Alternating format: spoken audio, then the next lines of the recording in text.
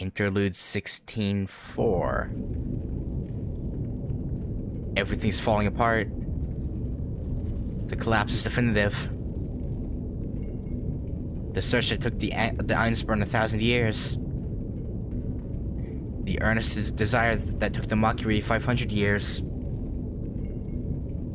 The continuous world that was never completed is about to end. God.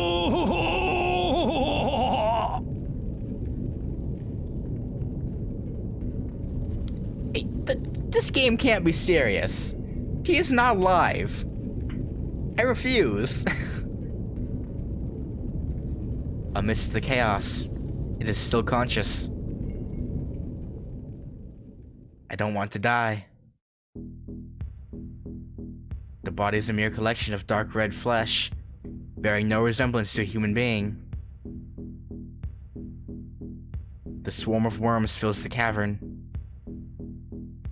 It cannot maintain its body, even when using all of the worms. The writhing figure is just a moving pile of meat. But it's alive. The mask curses its rotting, melting body. I don't want to die. Its obsession is the only thing keeping it in this world.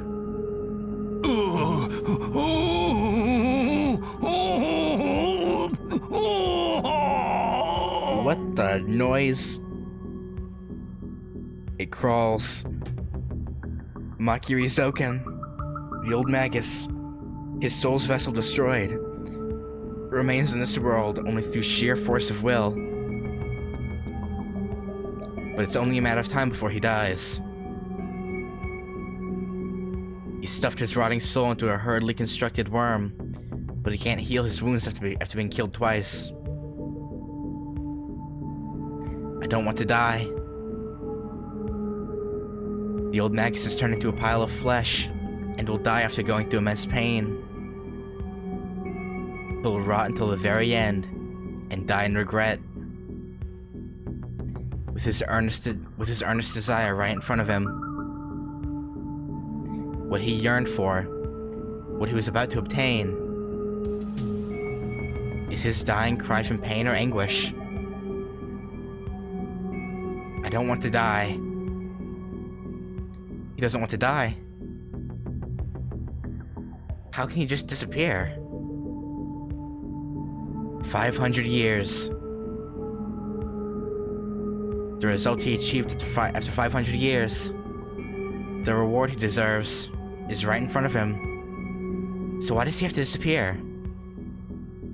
Because you're 500 years old.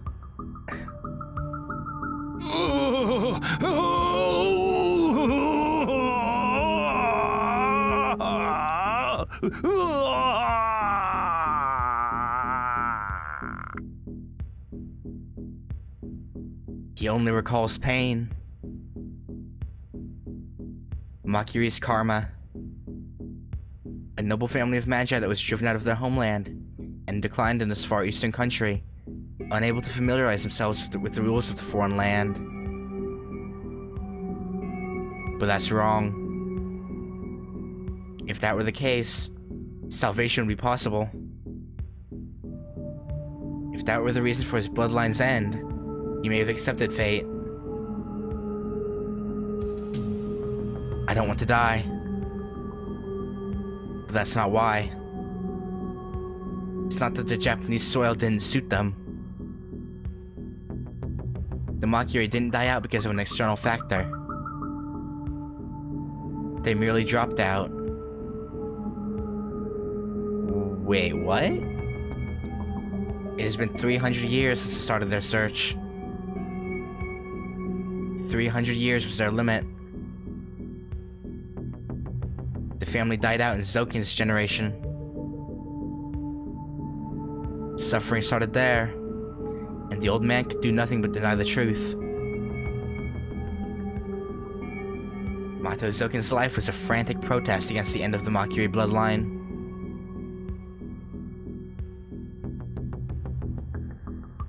I don't want to die. I don't want to die. I don't want to die.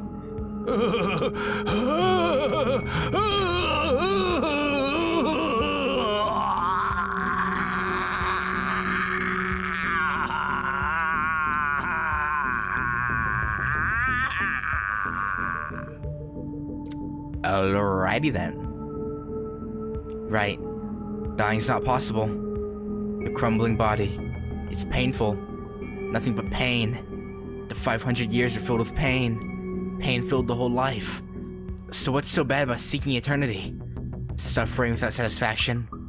Can't disappear without leaving anything behind. The Holy Grail is right there. Grant the wish. The answer being, not wanting to die. The wish will come true on top of the cliff. But it's impossible with this body. This short distance is nothing compared to 500 years. So why is it so far away? It crawls across the floor, leaving bits of itself behind. Such tenacity. It should have no function to move, but it moves forward with tenacity. A thought that's filled only with obsession. Ignoring the impending collapse, it moves forward to the Holy Grail. But someone calls out to the hideous monster. そこまで変貌したか、マキリ。Ilya? A bell-like, beautiful voice. Nani? He looks up. Not Ilya? Or...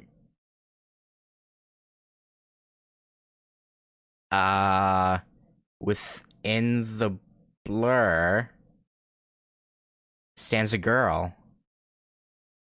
I'ma say Ilya, but like... I'm guessing that's the like ceremonial dress, and her body's being harnessed by the Maki, or not Maki, but Einstein chick that started the ritual. I think, right? It stops moving forward. It looks up at the girl in astonishment. The old magus doesn't see her. A woman deep in his memory. Einstein's golden saint, who has stayed in his mind without fading. 200 years ago, his partner sacrificed herself to create the Great Holy Grail. Partner as in how?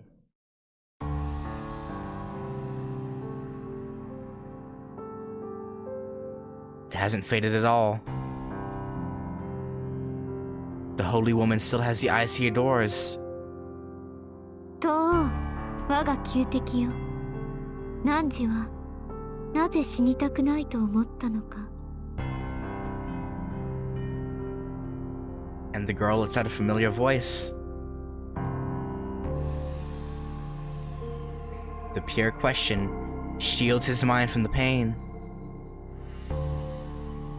Why? Why? Why? Now that she asks him, it is strange. Why doesn't he want to die? Why shouldn't he die? Dying means escaping the pain. So why did he cling onto life along with all the pain involved? Oh. Oh.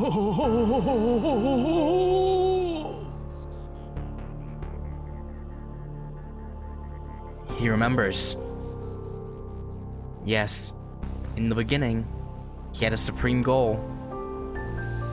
To obtain all creation. To obtain all knowledge. To reach where no man can reach.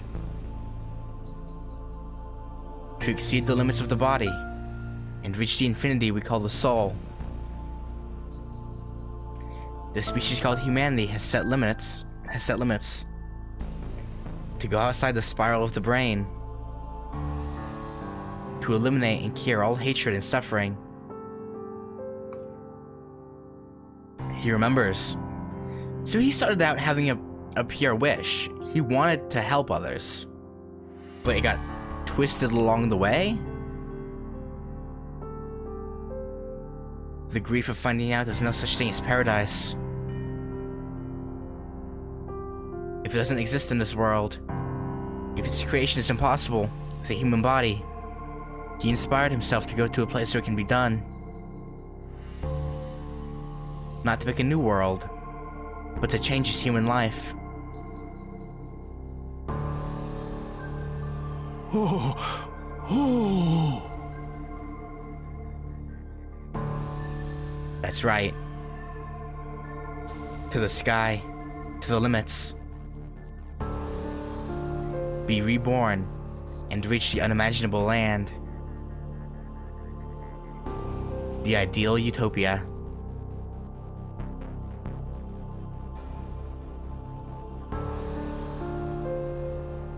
It is for that reason. That's why he sought the Holy Grail. He sought a miracle beyond human reach. He can't disappear until he makes it reality. He couldn't give up, no matter how many times he was beaten, no matter how often he was shown that he couldn't reach it.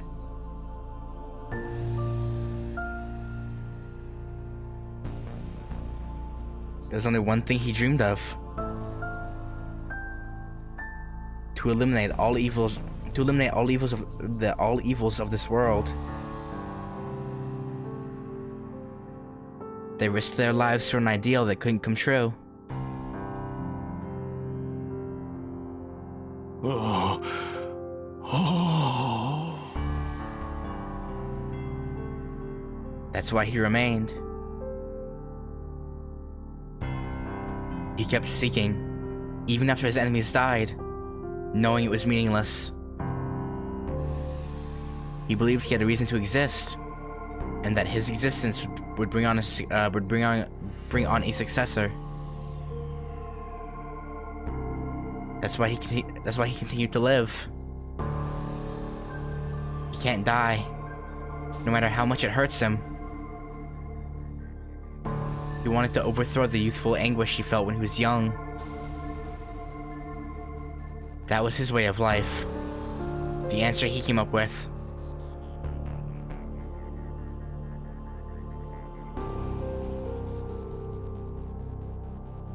Yes. Even if his life isn't compensated for. Oh. Oh. Oh.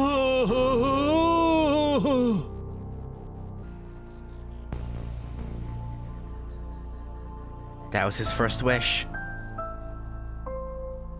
The pain. How small is the wish of not wanting to die, compared to pursuing a wish that will not come true? Soか。そうであったな。ユスティーツァよ。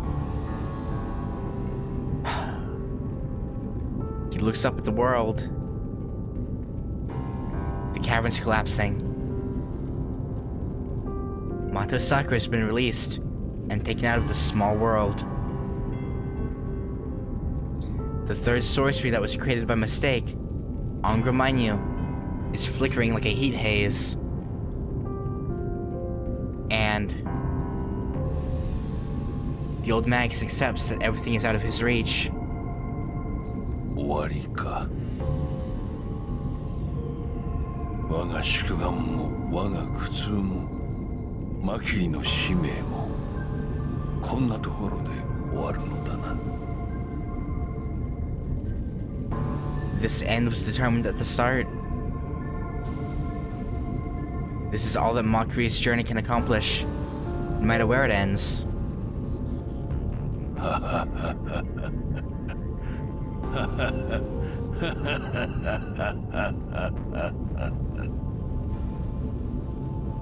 But in no way is it a miserable end to a life filled with pain. It's probably just a start. His journey is just starting. 500 years is nothing. How can it be reached in a mere 500 years? What they wished for is distant, dazzling, sacred. Something that will come true in the distant future. A growth of the human species that will come after many years. Thousands of years. Tens of thousands of years. So this is a trifling, but meaningful matter to start the journey. It's not that their desire ends here. The journey starts here. The history to reach the distance starts its loop with an end of a dream. だが無念よ。いや、あと一歩だったのだがな。The voice is that of the old Magus. No matter what light he sought, he's a heretic who approved of wrongdoing. Not hiding it until the very end, he cuts his attachment to life. The last one disappears. One of the Magi that sought a miracle, the observer that also started everything, rots away. 504年。思えば瞬きほどの宿願であった。